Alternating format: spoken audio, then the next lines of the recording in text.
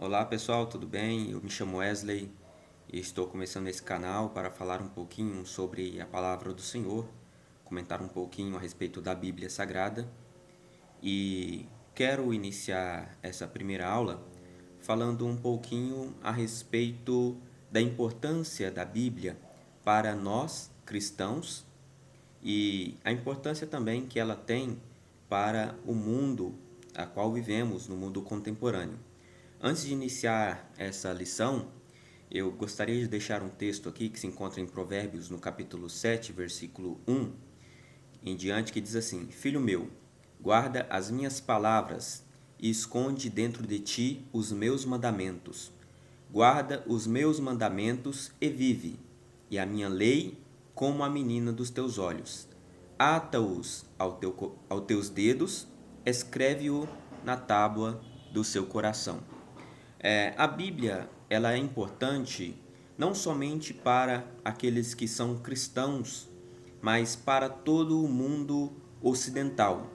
A nossa cultura, o mundo em que vivemos, ele foi construído com base em princípios bíblicos e também em elementos culturais que usaram a Bíblia Sagrada como valores importantes para seguirem as suas vidas.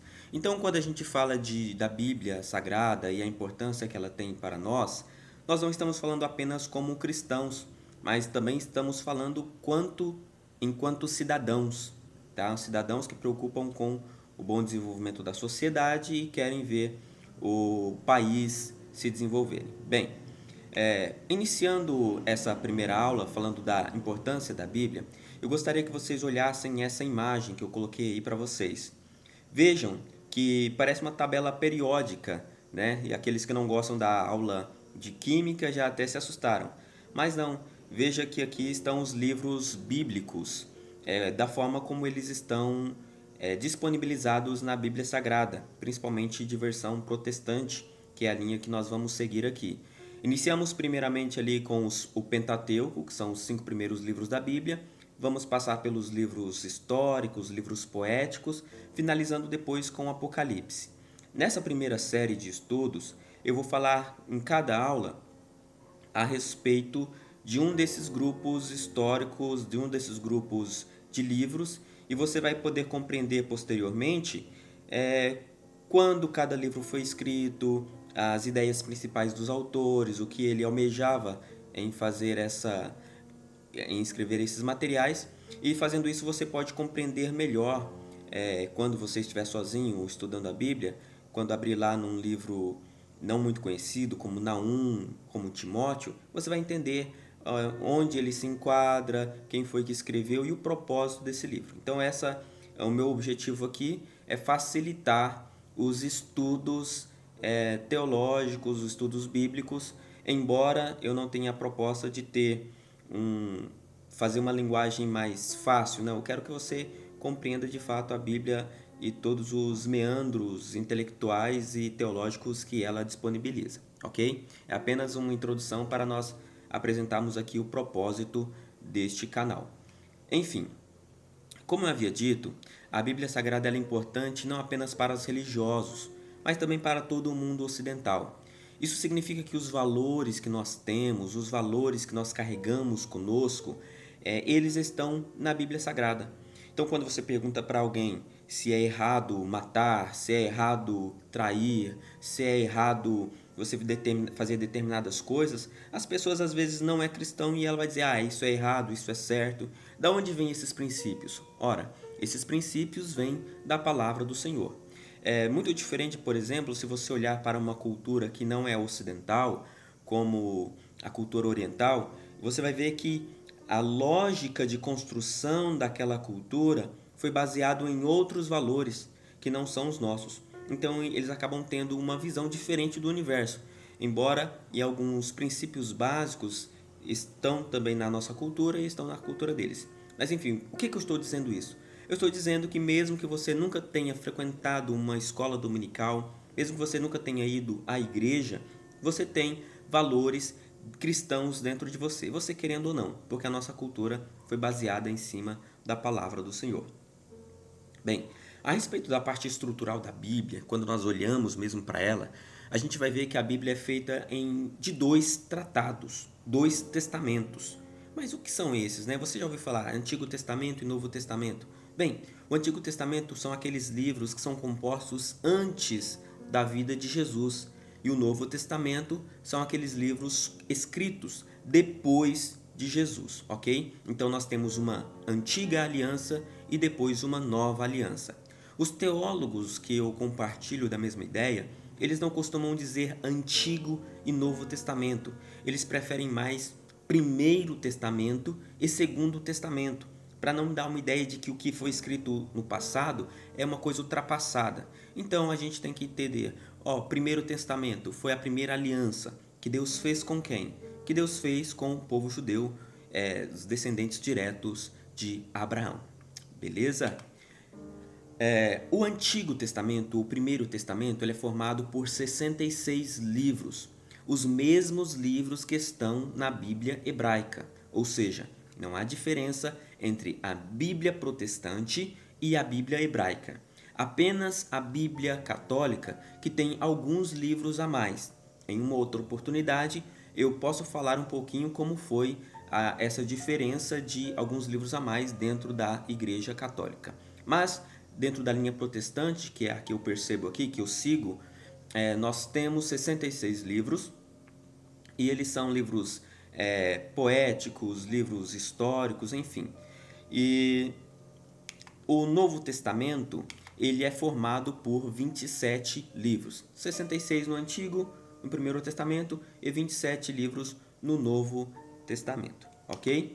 Ainda falando um pouquinho sobre o Primeiro Testamento e a forma como eles estão dispostos na Bíblia hebraica, a gente pode perceber que eles não estão na mesma ordem que nós protestantes. Nós iniciamos com Gênesis e terminamos com Malaquias. Eles não, eles vão começar com Gênesis, no primeiro livro da Torá, e vão finalizar com 2 Crônicas, 1ª e 2ª Crônicas, que é um livro que fala um resumo do que aconteceu anteriormente. Nas aulas que falam sobre os livros históricos, você vai entender um pouquinho melhor a respeito dessa disposição. Mas enfim, na Bíblia hebraica nós temos os livros, a Torá, que são os 5 primeiros livros da Bíblia. Depois temos os livros Nevim, que são os profetas anteriores e os profetas posteriores. Os anteriores são aqueles antes da monarquia de Davi e os posteriores são aqueles que vieram depois, ok? Depois vamos comentar um pouquinho também sobre essa diferenciação. Ketuvim, que são os livros da verdade, são aqueles livros poéticos que nós chamamos, Provérbios, Salomão, o livro de Jó. E futuramente nós temos ali alguns livros que são do pós-exílio, Esdras e Neemias e 1º e 2ª Crônicas. Perfeito? Bem, como é que a Bíblia chegou até nós e como é que nós compreendemos que esses livros, em meio a tantos outros, são os livros inspirados? Bom, o reconhecimento do cânon, da forma como nós conhecemos hoje, ele vai acontecer somente no ano 380 depois de Cristo. Mas os manuscritos que nós conhecemos hoje como pertencentes ao cânon, eles sempre foram considerados inspirados dentro da comunidade, primeiro da comunidade judaica e depois da comunidade cristã. Os primeiros 100 anos, logo após a ascensão de Jesus, eles foram conhecidos porque os discípulos trocaram cartas entre si e facilitou essa demonstração de qual era a visão dos apóstolos, a visão que eles tinham a respeito do Primeiro Testamento, do Antigo Testamento. Beleza? No ano 380 começa a perseguição, aos cristãos, enfim, ela deu uma diminuída. E isso acontece mais porque nós temos a figura ali de Constantino aparecendo como um grande baluarte e defensor dos cristãos, ok? Transformando o cristianismo dentro da religião oficial do Império Romano. Mas logo após a morte de Jesus, a ascensão e o ano 380, nós temos um grande período de perseguição e mártire dos primeiros apóstolos. Beleza? Conforme eu havia dito, essa é uma aula mais introdutória, que você vai compreender essas questões que eu estou pontuando aqui nas futuras aulas. Beleza? No ano de mais específico, então, de 383, no Concílio de Hipona, é que nós temos o cânon oficializado.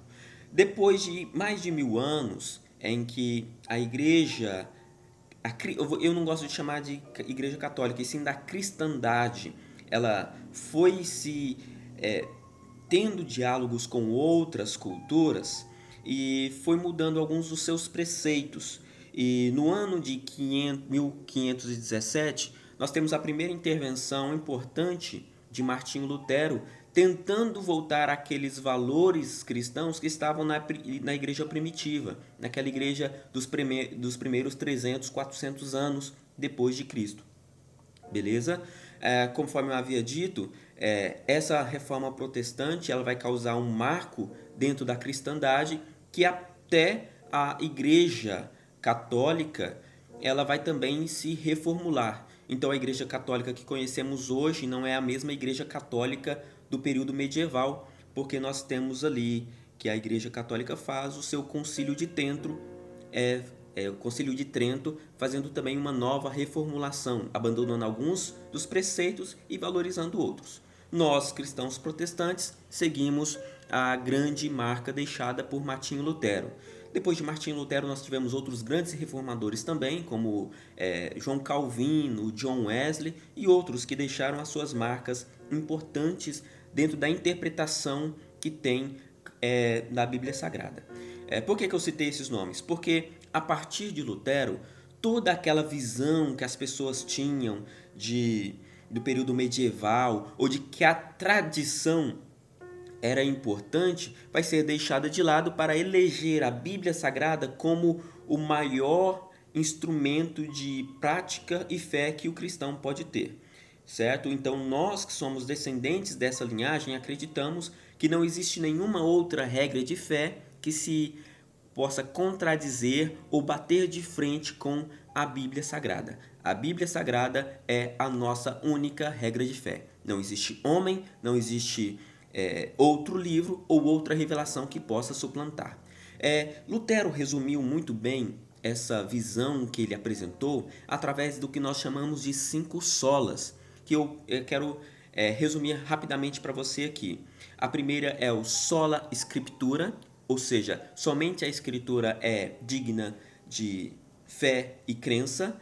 O segundo sola é sola Christus, ou seja, somente Cristo, Jesus Cristo, é o único mediador entre Deus e os homens, não havendo mais nenhum outro mediador que possa te dar a salvação, que possa te fazer ligar a Deus. Nem profetas, nem homens, nem papa, ninguém.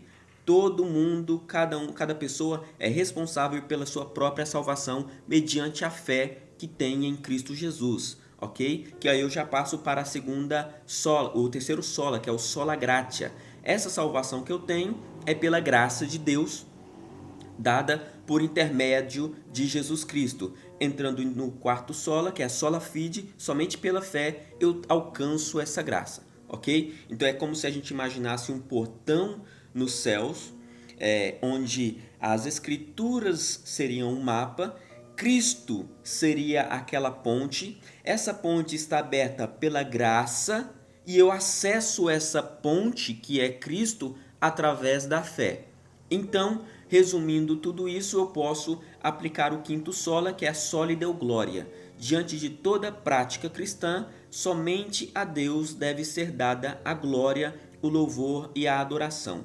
É nisso que nós cristãos cremos e é nisso que este canal, baseado em estudar a palavra do Senhor, tem o propósito de ser dar glórias a Deus e conhecer mais a profundidade da sua palavra, ok? Então, para finalizar, a Bíblia é o que fundamenta a nossa fé e que nenhuma outra revelação pode ser dada, nenhum outro livro, nenhum outro profeta.